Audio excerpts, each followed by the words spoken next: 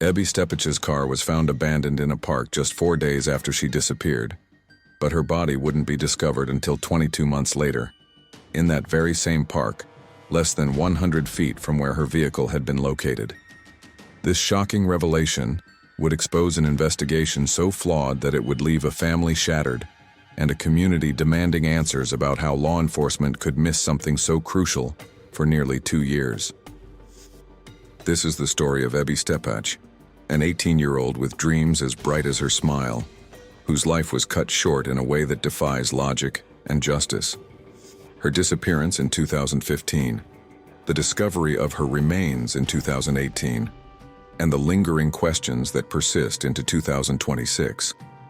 We'll explore the timeline, the theories, the failures, and the faint glimmers of hope in this unsolved homicide. Human remains inside Shalimont Park about 10:30 this morning. Since then, they have been out here. But before we dive in, some of the details in this story are disturbing and may not be suitable for all audiences, so viewer discretion is strongly advised. As always, remember to hit the like button, subscribe, and turn on post notifications to stay up to date with the channel. All right, let's dive into the video.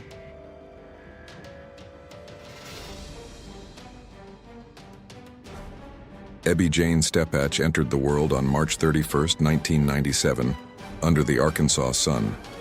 The second child of her family, she grew up in a blend of love and typical familial challenges.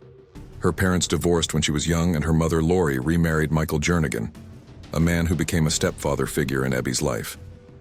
Ebby had siblings, including her older brother, Trevor, with whom she shared a close bond. From early on, Ebby showed a creative spark. She loved art, music, and especially hairstyling. Friends recall her experimenting with dyes and cuts on dolls, then on herself and others.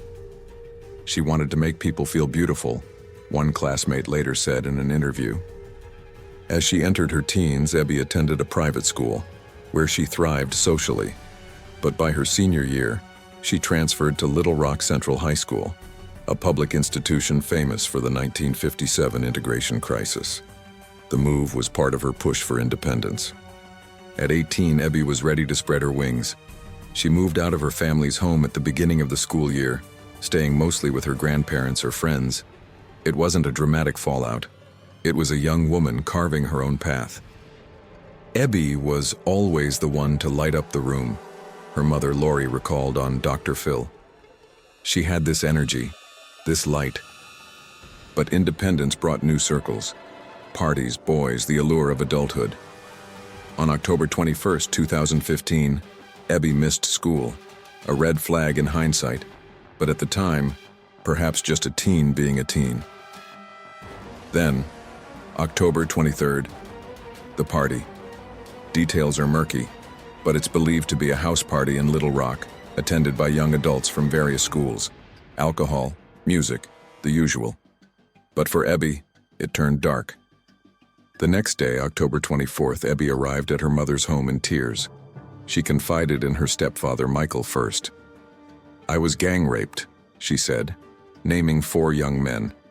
She claimed the assault happened at the party, and horrifyingly, it was filmed on a cell phone. Michael and Lori were devastated. Ebby wanted to report it, a brave step in a world where victims are often silenced. But she also wanted that video destroyed or in her hands. That evening, Ebby sent texts to the accused, threats to go to the police if they didn't come clean. Cell records confirm this. She also made 2 calls to LRPD, short, about a minute each. No report filed, no record. Why? Did she hang up? Was the dispatcher busy? Or did someone intercept? Lori and Michael tried calling Ebby later that night. No answer. Michael theorized she went to get the video herself. A dangerous move. October 25th, 2 p.m. The call to Trevor. "I'm outside your house." But she wasn't. "I'm in my car, but I don't know where." "I'm fucked up." Line dead. Trevor, alarmed, notified the family. But with no body, no crime scene, it was wait and see. Then, October 27th, the car. Shalimont Park, a 10-acre spot with trails, playgrounds, but also wooded areas and drainage systems. The security guard spots the Volkswagen, calls police, waits, no show. Day 2. Calls again. Police arrive, discover it's Ebby's. Inside, purse, phone, keys, contacts, items she wouldn't leave. Tank empty, battery dead. Staged or genuine breakdown? Searches began immediately. Volunteers, dogs, divers in nearby creeks. Nothing.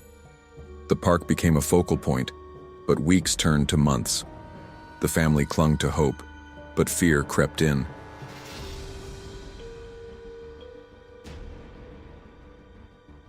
The days after Ebby's disappearance were a blur of anxiety for the Steppach family. Lori Jernigan, a hairstylist herself, put her life on hold. She printed flyers, canvassed neighborhoods, and pleaded with the media. "Ebby is out there," she told local reporters. "She's my baby. Please help." The Little Rock Police Department classified it as a missing person case. Detective Tommy Hudson was assigned. They interviewed friends, family, and the 4 men from the party. Those men, let's call them persons of interest A, B, C, D for anonymity, as no charges were filed, admitted to being at the party but denied the assault. They cooperated, but police didn't seize phones or search for the video. Why? Resources? Probable cause? The family wonders. Cell pings showed Ebby's phone was last active near the park, but no body, no evidence. Theories swirled online. Runaway? Suicide? Human trafficking? But the family knew Ebby wouldn't leave her stuff. In 2016, searches continued. Private investigators hired. Billboards up. But momentum waned. Then, 2017, The Vanished podcast. Host Marissa Jones dove deep, interviewing Lori. "The police have been less than helpful," Lori said. The episode highlighted the dismissed police calls. In December 2017, the family appeared on Dr. Phil, where Ebby's grandmother laid out the timeline. Phil McGraw grilled on police lapses. "How do you miss a body in a pipe?" he asked rhetorically. The reward, $50,000.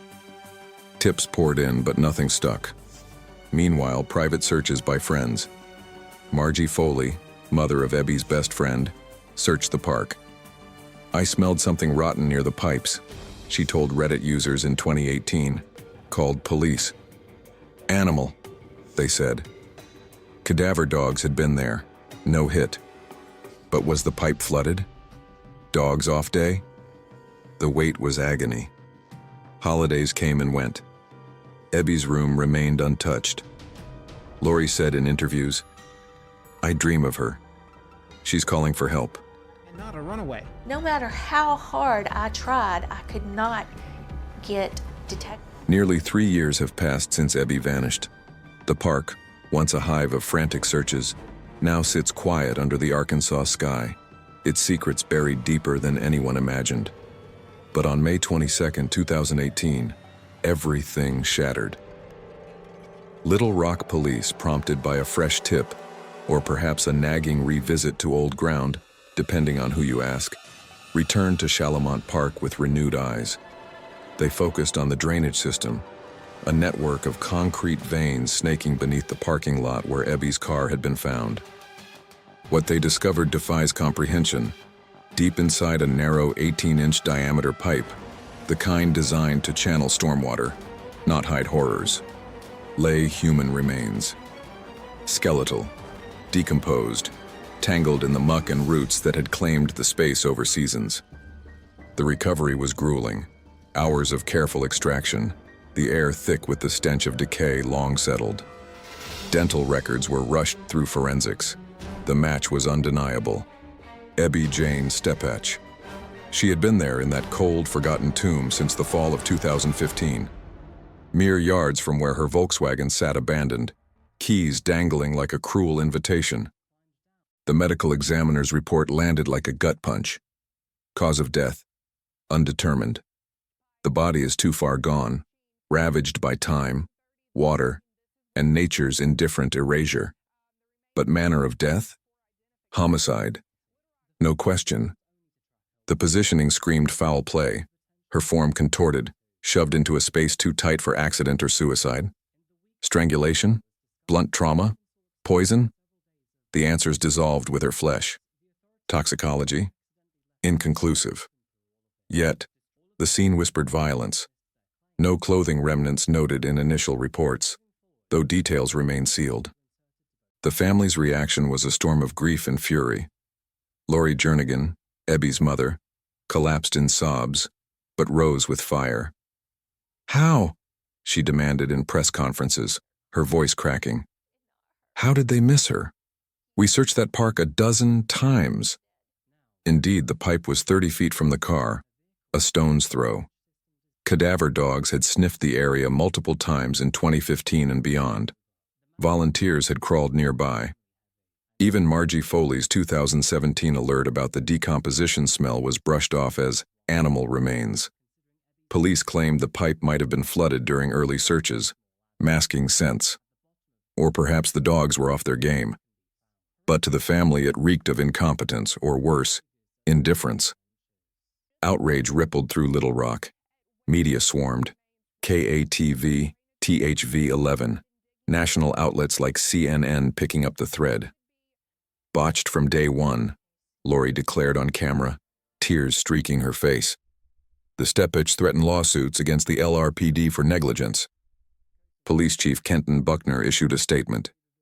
"We regret any oversights and are committed to justice." But words rang hollow. The security guard who first spotted the car? Re-questioned intensively, his timeline dissected. He cooperated fully, alibis solid. Cleared. Again. Ebby's funeral followed. A heartbreaking coda. Hundreds gathered at a Little Rock chapel, flowers piling high, roses for her beauty passion. Friends shared stories, Ebby's laugh, her dreams of cosmetology school.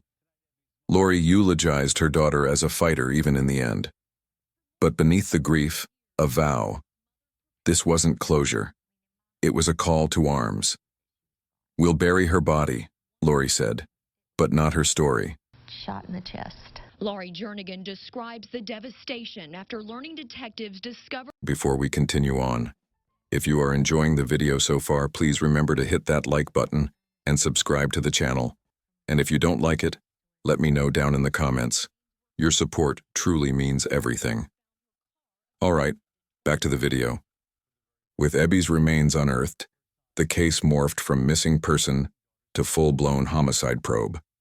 Detective Tommy Hudson, still on point, ramped up efforts under glaring public scrutiny. The crime scene, that forsaken pipe, was forensically combed. Fibers, DNA traces, anything the elements hadn't claimed. But time was the ultimate thief.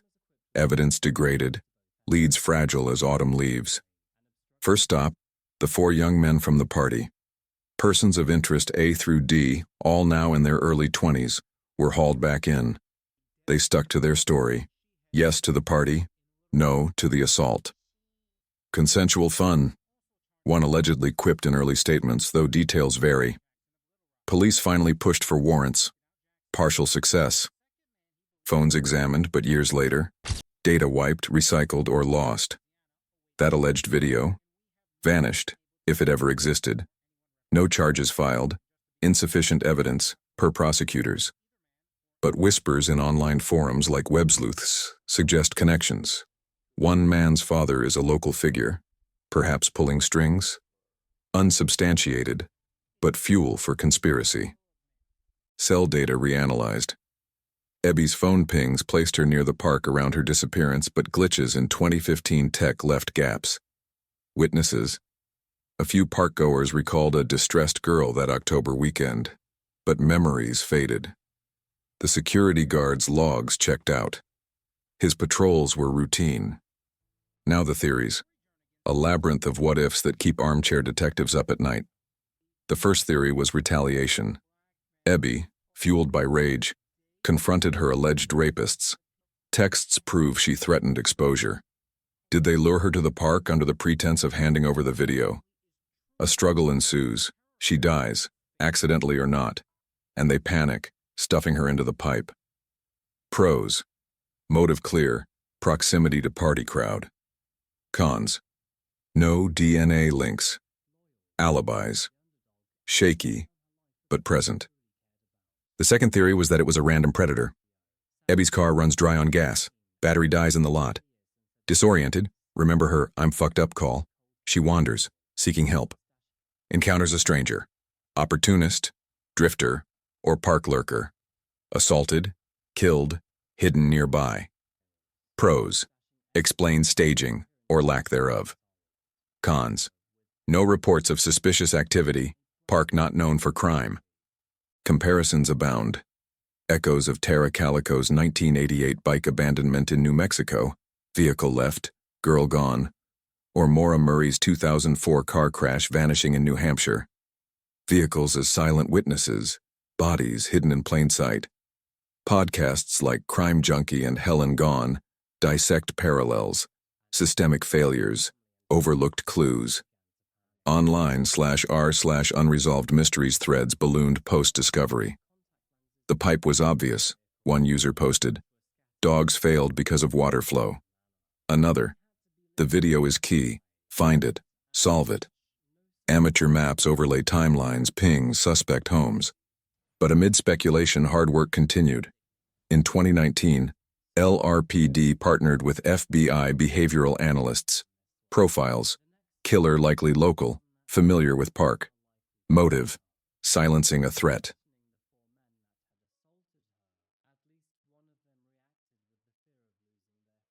As years stacked like unsolved files, Ebby's case refused to gather dust.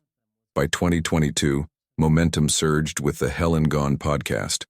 Host Catherine Townsend, a tenacious investigator, unearthed fresh angles. Witness interviews revealing party details, police logs scrutinized for discrepancies. This isn't just a disappearance, Catherine said in episodes. It's a symphony of errors. The series amplified calls for accountability, pressuring LRPD to release more records. Fast forward to 2025, the grim 10th anniversary of Ebby's vanishing. Arkansas Attorney General's cold case unit stepped in, a beacon for stalled probes. Teaming with LRPD, they announced a reinvigoration. New forensics on remains, advanced DNA tech, recanvassing neighborhoods. A bombshell lead emerged. Refined cell data pinpointed Ebby near 53rd Street and University Avenue from 7 p.m. October 24th to 3 a.m. October 25th. That's prime hours before her frantic call to Trevor. What drew her there? A meetup? Confrontation? The area, a mix of shops, residences, buzzed with activity back then. Who saw her? The unit pleaded in press releases. Billboards lit up. Ebby was here, speak up. Lori Jernigan, warrior mom, harnessed the digital age. Justice for Ebby Jane exploded across platforms. Facebook groups with 20,000 members, Instagram reels recreating timelines, TikTok challenges urging shares. X threads dissected theories. Hashtags like #FindEbby'sKiller trending sporadically. Over 1,000 tips flooded ebbytips@gmail.com since the relaunch. One revisited the security guard, but he volunteered for polygraphs, passing with flying colors. Others whispered names from the party scene, anonymous claims of overheard confessions. In 2026, the unit hums with activity. We're re-interviewing everyone, a source leaked to local media. Advanced AI sifts old evidence, voice analysis on those brief police calls, facial rec on party photos. The four men? Under the microscope again, lives upended by scrutiny. No arrests yet, but Lori senses a shift. God gives me strength, she shared in a recent CARC interview. I feel her urging me on. Challenges persist. Statutes of limitations loom for lesser crimes. Witnesses scatter. But hope flickers. A 2025 vigil drew crowds, candles illuminating faces etched with resolve. Ebby deserves peace, chanted the group. Ebby Steppach's story is a tapestry of light stolen too soon, woven with threads of betrayal, failure, and unyielding love.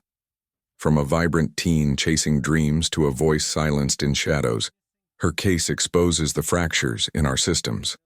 The missed calls, overlooked clues, hearts broken by bureaucracy. Yet, it's also a testament to resilience, a family's fight, a community's echo, the relentless pursuit of truth. Police found human remains inside Chalamont Park about 10:30 this morning. Since then, Thank you so much for watching. If you enjoyed this video and want to see more, then check out these videos on the screen now.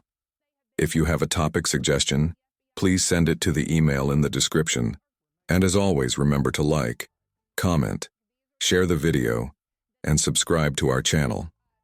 And remember, the only thing stranger than this story is missing out on our next video.